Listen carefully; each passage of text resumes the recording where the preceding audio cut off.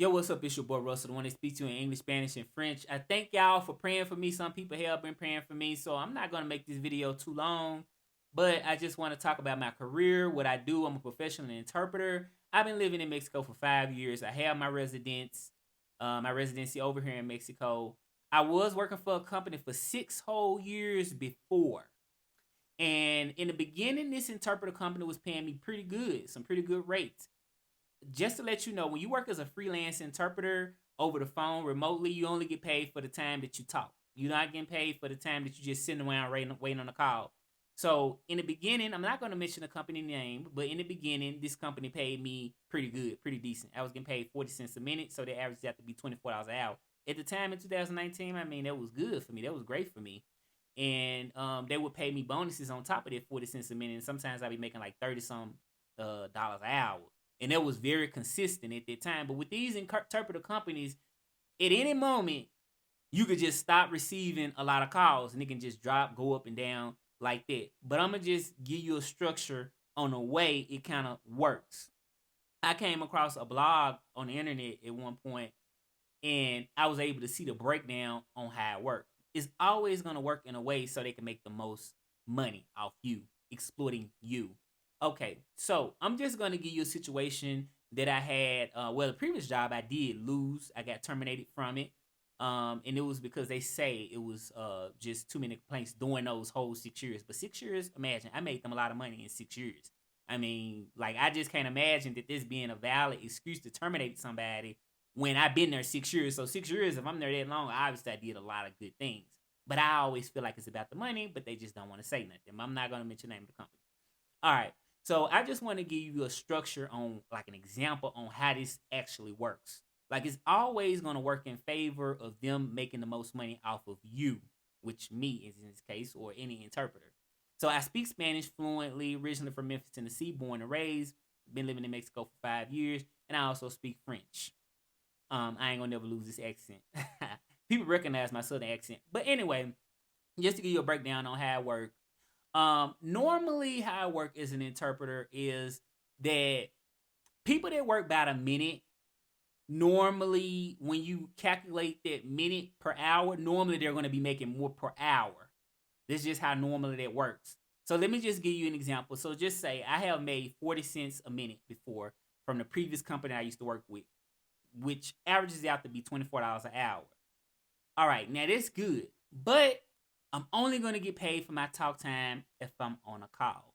A lot of the times, what they do, they're going to route the calls to the people that's working for, let's say, $13 an hour. They're going to route those calls to those interpreters so those interpreters can get the most calls. So that means they get more profit off of those people because they're only, maybe making $13 an hour or something like that. But that's how they had a structure set up. I had a situation where I was getting paid about 45 cents a minute. And no, 42 cents a minute for my calls. That's pretty good. I mean, it's like $25 per hour, right? I'm not complaining about that. All right, this particular company had a certain contract that was ongoing and consistent, and I was able to answer calls and get paid cool, like no problem. Then they offered me a position doing the same job, but said, well, we're gonna only just pay you $20 an hour, but you gotta be available during this time to this time, and but it was less money. So what they did was they started routing the calls to the people that accepted that $20 an hour and not route me hardly any more calls because I didn't accept it. So I didn't really like that. That's just how it works. Normally with these interpreter businesses, how it works. They want to get the most work out of you for the least amount of money. I don't want to mention company's name, but that's where it's at. So it's like impossible for you really to just sort of plan a future just because of it. So I just want to share that with you just to know where it stands. That's why I'm trying my best to just come up with an idea so I can make money online and I don't have to worry about it because it hurts a lot sometimes. When you sitting around, you waiting on a call, you ain't getting no calls, and like a lot of the times, like I say, they're gonna reroute the calls to the cheaper interpreters. They want to get you available per hour, right? They want to get you available per hour. And normally the hour rate, like I have seen this company before, that offers the people, like the company I was working at first, they offer the people, I think it was about $16 an hour, but they're gonna send you a lot of calls because they know you're working for $16 an hour. you working about a minute, which I was working 40 cents a minute, and I was making $24 an hour, they're not gonna hardly send me no calls. Like I'm kind of sort of on the back burner in case some don't go right with other interpreters. I don't know if you understand where I'm coming from, but this is just how it works, you know. But I was so happy, like I was cool with it, you know. But I still want to continue to grow. I got too much talent, and that's just where things stand. I mean, like I'm still working, thankfully, but you just it's sort of kind of hard. Like you're not getting paid if you just sitting around and you're not on a call. You only get paid when that phone ring and you pick up the call and you start interpreting. So it doesn't matter how much you get paid a minute sometimes because really the more that you request per minute, like say for instance if I requested that I want to get paid 40 cents a minute and then one interpreter say, well, I'll take 30 cents a minute. Well, they're gonna send most of the calls to that interpreter that's making it 30 cents that's offering it 30 cents per minute per as opposed to me. Exactly, because you gotta understand they trying to make a profit. So they automatically are like a middleman. So they finding the clients, which are like hospitals or legal offices or whatever. They finding the clients. So they getting paid and they have to make a profit.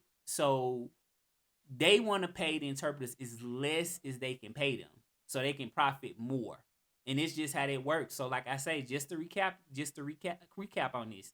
All right, if I'm saying I work for 40 cents a minute, and another interpreter saying they work for 30 cents a minute, they're gonna send out more calls to the 30 cent per minute interpreter because they profiting more off of it.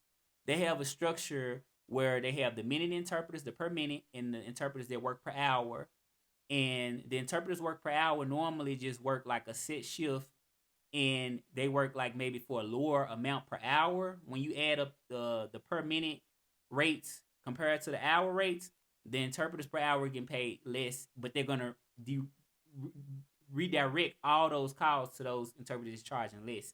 And you like sitting around wondering, well, why I'm not getting calls? Because they round them to all the cheaper interpreters, the one that actually offering lower rates. And to be honest, I'm just trying to get to the point where I don't have to deal with it because it's like you wasting a lot of time. I mean, it's cool to kind of like I say, you can make some cool money, some good money off of it, but it's like tomorrow it could be different. Like the call volume just change, fluctuate, goes up and down. So it's kind of hard to just kind of have set plans, you know. So like I say, what I'm doing YouTube, like hit that, smash that like button, uh, subscribe, share. I mean, it's gonna help me to really keep growing on YouTube. Yeah, but yeah, it's always a way. I don't never believe there's no way to get out of this because I just think the more that I can be known and people can know about what I do, know that I'm an interpreter, I feel like I can maybe directly connect with clients, help clients directly. That's the best way to do things. You cut the middleman out, but that's just how this structure works. This structure works just that way. They're gonna direct. I had a situation where, like I said, I was getting paid pretty good per hour, and I was okay with it. But they rolled out something else where they were offering a lower rate per hour, saying you're gonna be guaranteed to get calls. But what they was doing in the background was just rerouting those calls to those hourly interpreters that were agreeing to the lower rate, and you just sitting there and you ain't gonna get nothing because they're gonna route all those calls to the interpreters that accepting that lower per hour rate. I don't know if you understand me. Let me know in the comments if you understand what I'm saying. So it's like you okay about a minute rate or whatever, but it's gonna route. It's like having a product for sale. You know what I mean? So you're gonna sell it to the person you're gonna get the most profit off of. You know what I mean? So yeah, that's how it works. So yeah, I just want to share it with y'all. Like, share, and subscribe, and I appreciate y'all support. Thank you so much.